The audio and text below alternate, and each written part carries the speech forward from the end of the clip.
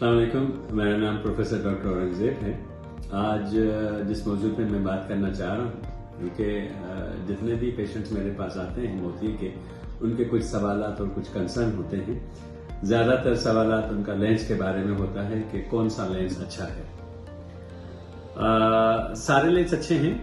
Lens हमारे यहाँ सस्ते भी हैं, दरमियाने भी हैं और बहुत महंगे भी हैं।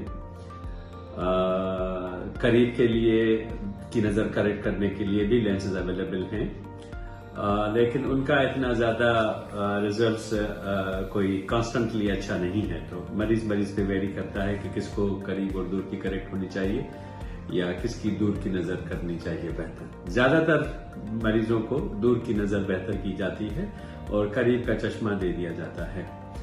अब लेंस क्योंकि ये जो होते हैं ये रेडीमेड होते हैं और हम मरीज की आंख के जो साइज है उन्हें लेके उसमें लेंस का नंबर निकाल दिया जाता है।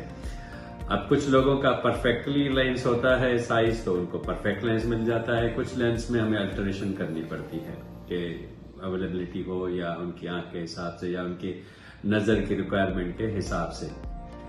फिर जिस जगह पे लेंस रखा जाता है उस जगह की भी अहमियत होती है कि आंख में किस जगह पे लेंस रखा जाता है। कुछ मरीजों का पर्दा कमजोर होता है पीछे, तो उसकी वजह से भी इतना अच्छा नजर नहीं आता, तो लोग कहते हैं कि शायद ये लेंस की वजह से है। ये इस तरह से है जैसे एक कैमरा हो पुराने जमाने में, जैसे कोई कैमरा में रोल डालते थे, तो अगर रोल खराब हो जाए, कितने भी अच्छे लेंसेज आप डाल दें कैमरा में, तो पिक्चर सही नहीं आती थी। तो इसे हम रेटिना कहते हैं।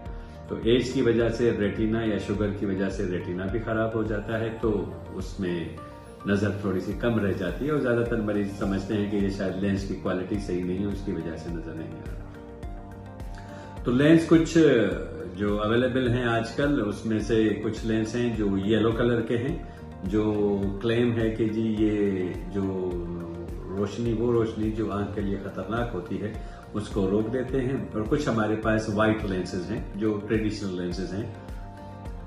मैं रिकमेंड करता हूं कि जी येलो लेंस डालना चाहिए उससे, क्योंकि रोशनी आपकी जो आंख के लिए खतरनाक होती है वो रुक दी जाती है और वो मरीज की जो पर्दा होता है उसको काफी फायदा होता है। अमूमन हम सर्जरी जो करते हैं वो लेजर से करते हैं बेसिकली, जिसे हम फैकोएमल्सिफिकेशन करते हैं, जिसमें टांका नहीं लगता। लेकिन ये भी डिपेंड करता है कि मरीज का मोतिया कितना ज्यादा सख्त है। अगर मोतिया बहुत ज्यादा सख्त हो गया है तो उस सिलसिले में हम जो आपकी ऑपरेशन है वो एक मैनुअल तरीके से करते हैं और उसमें हम लोग जो आंख में इंसिशन है उसे बड़ा कर देते हैं और उसमें हम एक दूसरा लेंस डालते हैं जिसे हम कहते हैं हार्ड लेंस, जिसकी साइज होती है 6.5 मिलीमीटर और उस पर 4 टांके लग जाते हैं। लेकिन इसका मतलब ये नहीं है कि ये ऑपरेशन खराब है, क्योंकि फेको जो है वो उस मोतिये में रिस्की हो जाता है। तो हम फिर कहते हैं कि सेफ्टी की तरफ जाएं और इस मरीज को वो तरीका अख्तियार करें जो इस मरीज की नजर को बहाल कर दे। तो उसमें हम रिजिड लेंस डालते हैं जो फोल्डेबल नहीं होता। फेको में हम लोग फोल्डेबल लेंस डालते हैं। तो लेंसेज के बारे में बस यही आपसे गुजारिश है कि लेंसेज सारे अच्छे होते हैं, कुछ लेंसेज महंगे होते हैं और कुछ लेंसेज थोड़े से सस्ते होते हैं। क्योंकि आंख का मसला होता है तो मैं रिकमेंड करता हूं कि ऑलवेज जो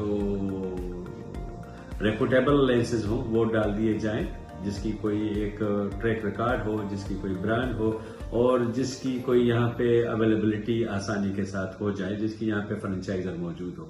तो आप लोगों का बहुत बहुत शुक्रिया।